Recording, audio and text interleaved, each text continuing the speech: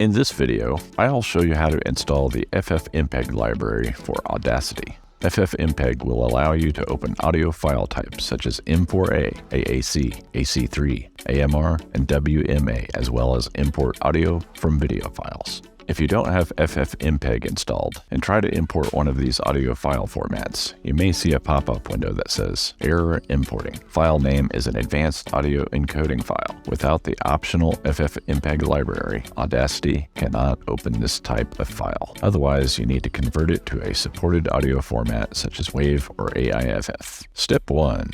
Make sure Audacity is up to date. To install FFmpeg, make sure Audacity is updated to its current version by going to the Help menu and selecting Check for Updates. If an update is available, install it and restart Audacity.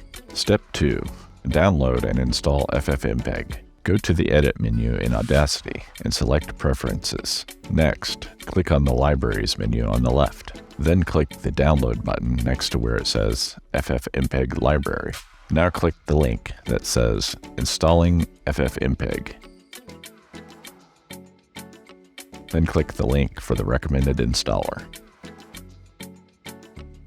The site has ads on it, so scroll down to where it says FFmpeg installer for Audacity 3.2 and later. Then choose an installer for Windows or Mac. Run the FFmpeg installer, and then click Finish when complete. Step 3. Locate the FFmpeg library. Click the button that says Locate next to FFmpeg library, and if all goes well, Audacity should automatically detect the required libraries.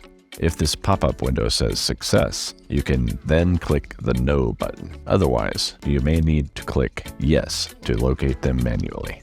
Step 4.